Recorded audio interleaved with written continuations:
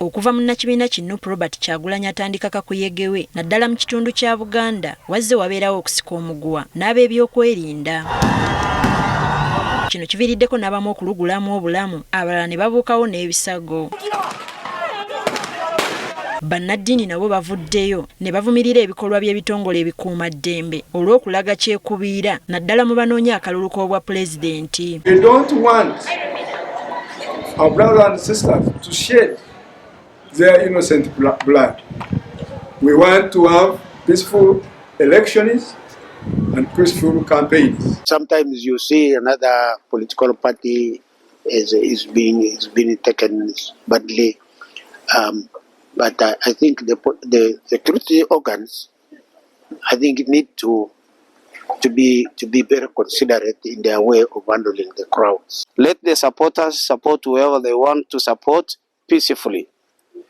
We cannot get peace or even get what we want by being rowdy. Okwogera bino abantu abeegattira mu kibiina ki Nazareth family babadde basisinkanye bannaddiini nga bw'eri enkola yaabwe okubadduukirira buli mwaka. Eno bannaddiini abasoba mu 350 be baweereddwa ebintu eby'enjawulo omuli ebyambalo byabwe n'ebintu ebikozesebwa mu buweereza bwabwe. Twagala kusiima Katonda nti Katonda atuyimusizza. We are now upgraded. Kati waliwo ebirala bingi bye tugenze twongeramu. Waliwo kati ng'aba madi tetwaba amasuuka nga tetunatandika gaba amasuuka. Okusinziira ku Mariam di Nazareth akulira ekibiina kino basobodde okwetooloola eggwanga lyonna nga bambaza bannaddiini. Tulabirira abalwadde, tugabira abatalina, tufaayo okulongoosa amalwaliro, tufaayo ne ku makanisa. Kyokka ono akiikidde abamu ku bannaddiini ensingo abamalamu be basumba amaanyi olw'enneeyisa yaabwe ekiviirako abantu okubaggyamu obwesige n'okuggwaamu essuubi. Yayinza okujja n'akwatira essimu mu maaso g'abantu kyokka ng'ali mu saaviisi. Ekyo kyokka kimalamu omuntu okukakasa nti eriyo Katonda. Munnaddiini ayina ajja ku stage ku gundi mu saaviisi ng'atamidde.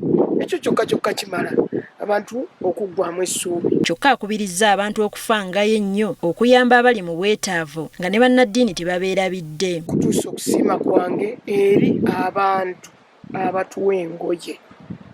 Bannange tubasiima kubanga twatandika okukola omulimu guno mu 2011.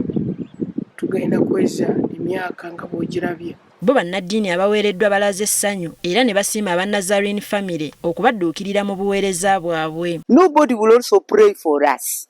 Nobody will think of visiting you, but they want you to visit them at all time. Then when it comes to the robe for Nazareth family, thinking about us and giving us a robe, I think it is a blessing. When we see that all our clergy are well robed, we are blessed, and we are really grateful for Nazareth family that we pray to Almighty God to continue empowering them so that they can support the church in that way. You have actually touched the lives of our clergy, and you have also solved the problem of accessing clerical robe. We ask now the